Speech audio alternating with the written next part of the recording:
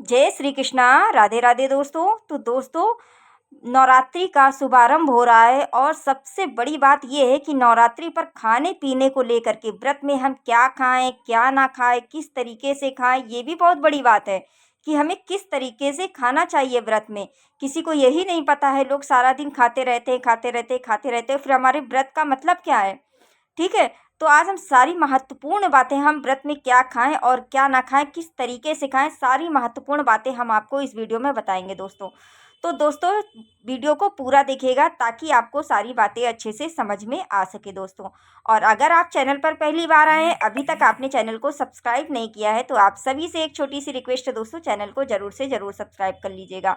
और अगर आपको मेरी बातें थोड़ी भी अच्छी लगे तो प्लीज़ एक लाइक मारकर जाइएगा, क्योंकि आपके एक लाइक और एक सब्सक्राइब से हमें बहुत ही अधिक हिम्मत और प्रेरणा मिलती है दोस्तों। और कमेंट में जय माता दी लिखना बिल्कुल मत भूलना। तो आइए जान लेते हैं दोस्तों कि सबसे पहली बात यह है कि आपको नमक खाना चाहिए कि नहीं खाना चाहिए, यही मुसीबत है। देखिए, चाहे आप प्रतिपदा और लास्ट व्रत, दोनों व्रत अगर आप रहते हैं, नवरात्रि के सिर्फ 2 व्रत रहते हैं तो भी नमक खा सकते हैं। और अगर आप 9 दिन के 9 व्रत रहते हैं तो भी नमक खा सकते हैं। ठीक है ना, ये समझ में आ गई होगी।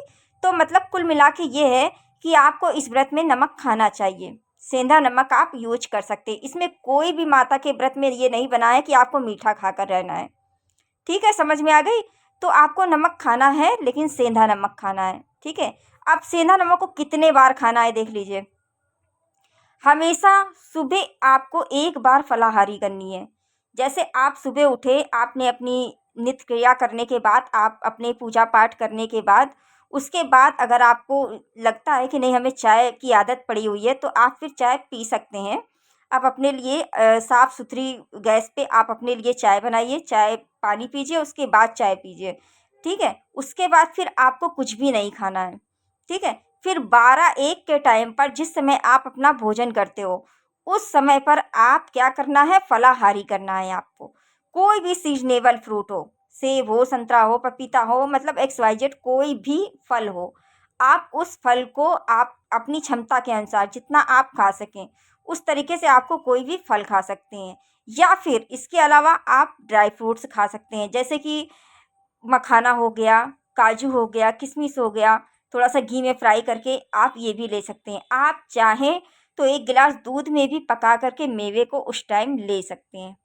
ठीक है? तो ये हो गई एक टाइम की फलाहारी। ठीक है। अब दूसरे टाइम आपको क्या करना है, उसके बाद आपको कुछ भी नहीं खाना है। उसके बाद आपको कुछ भी नहीं खाना है। फिर दूसरे टाइम जब आप माता की आरती करेंगे, पूजा पाठ कर लेंगे, उसके बाद फिर आपको भोजन बनाना होता है। आप अपने यहाँ से देख लीजिएगा, जैसे सिंघाड़े की आटे की बहुत लोग पूड़ियाँ बनाते हैं, बहुत लोग नहीं भी बनाते हैं, कढ़ाई नहीं चढ़ाते हैं। तो वो आप अपने घर का नियम देख लीजिएगा कि आपके घर में कैसे नियम चलते हैं। वैसे हमारे यहाँ तो ऐसा नहीं है, लेकिन आप अपने यहाँ का नियम देख लीजिएगा। ठीक है। तो इस तरीके से आप सिंघाड़े का हलवा भी बना सकते हैं। या आप लौकी और कद्दू, ये सब्जियों में सिर्फ 2 सब्जी बताई गई है। सिर्फ 2 सब्जी ये ऐसी है जो आप व्रत में खा सकते हैं। लेकिन हाँ, इसमें ना कोई मसाले पड़ेंगे, ना मेथी, ना अजवाइन, ये सब चीज़ें व्रत में नहीं खाई जाती हैं। सिर्फ व्रत में 2 चीज़ों का विधान है। सिर्फ या तो आप जीरा खा सकते हैं या काली मिर्च। इसके अलावा, इन 2 चीज़ों के अलावा आपको कोई भी मसाले वाली चीज़ें नहीं, मतलब मसाले आपको कोई भी सब्जी में नहीं डालने होते हैं। ठीक है। तो आलू खा सकते हैं आप। और अगर खाना है तो लौकी का हलवा खा सकते हैं।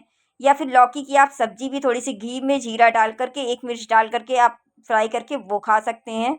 ठीक है। और कद्दू की सब्जी भी आप खा सकते हैं। लेकिन मैंने जितना बताया, काली मिर्च और जीरा, इसके अलावा कोई भी चीज़ व्रत में नहीं खाई जाती है। ये बहुत लोग बताते हैं ना, अजवाइन खा लो और पता नहीं क्या क्या, लोग हल्दी डाल लो, धनिया डाल लो, गरम मसाला डाल लो। भाई, व्रत में ऐसा नहीं होता है। ठीक है। तो सिर्फ 2 चीज़ें मसाले में बनाई गई है, जीरा और काली मिर्च।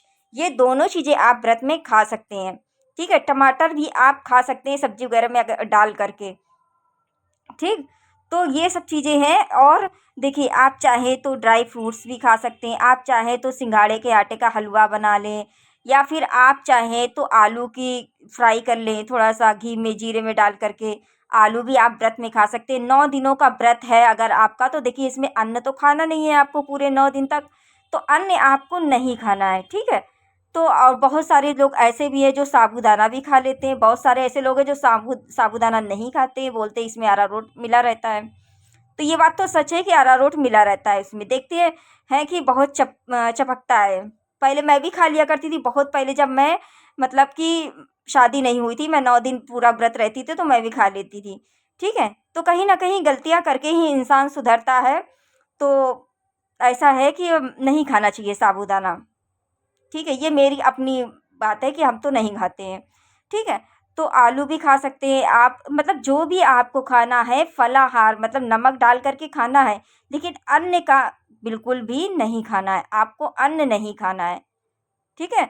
तो आप सिंघाड़े के आटा, कुट्टू का आटा, ये सब मिलता है मार्केट में, ये मंगा के रख लीजिए आप, और उसकी पूड़ी या उसकी पकौड़ी या फिर उसकी जो है बेल करके इस तरीके से बना करके आप छान लीजिए। ठीक है? कचौड़ी नामा आलू उबाल करके उस तरीके से बना लीजिए। कुछ इस टाइप की चीज़ें आप खा सकते हैं व्रत में। ठीक है? तो आपको अन्न, जिसमें अन्न पड़ा होता है, मेरी बात को ध्यान से समझिएगा, जिसमें अन्न, जो चीज़ अन्न में आता है उसको आपको नहीं खाना है। जैसे आलू फलाहार में आता है तो आलू से बनी हुई आप कोई भी चीज़ें खा सकते हैं। ठीक है? मिठाई से बनी हुई कोई भी खा सकते हैं।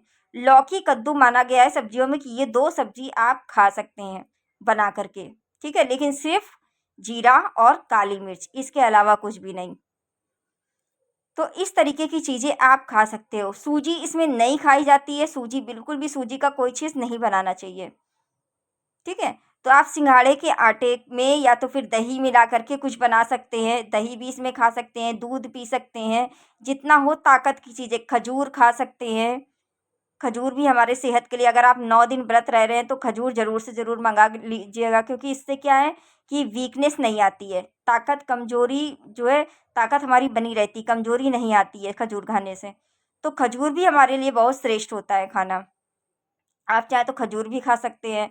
आप चाहें तो कुछ ऐसी चीज़ें खा सकते हैं जो आपको शरीर में ताकत दे। ये नहीं कि आपका शरीर कमज़ोर हो जाएगा, 9 दिन आप कमज़ोर हो और फिर उसके बाद में आप नहीं खाओगे-पियोगे तो और कमज़ोर हो जाओगे। तो एक समय होता है, एक रूटीन होता है खाना खाने का, ठीक है, व्रत में। ये नहीं कि आप सारा दिन खाए पड़े हो, तो फिर इससे क्या होता है कि फिर आपके व्रत रहने का कोई भी फल प्राप्त नहीं होता है। ठीक है? तो मैंने सभी बातें इस तरीके से आपको समझा दिया है कि क्या खाना चाहिए और क्या नहीं खाना चाहिए दोस्तों। तो दोस्तों, अगर चैनल पर पहली बार आए हैं, अभी तक आपने चैनल को सब्सक्राइब नहीं किया है, तो आप सभी से एक छोटी-सी रिक्वेस्ट है दोस्तों, चैनल को ज़रूर से ज़रूर सब्सक्राइब कर लीजिएगा, और वीडियो थोड़ा भी पसंद आता है तो प्लीज़ एक लाइक मार कर जाइएगा, क्योंकि आपके एक लाइक और एक सब्सक्राइब से हमें बहुत ही अधिक हिम्मत और प्रेरणा मिलती है दोस्तों। और कमेंट में जय माता दी लिखना बिल्कुल मत भूलना दोस्तों। तो चलिए दोस्तों, मिलते हैं नेक्स्ट वीडियो में। पॉजिटिव सोचो, पॉजिटिव रहो। Okay and bye bye.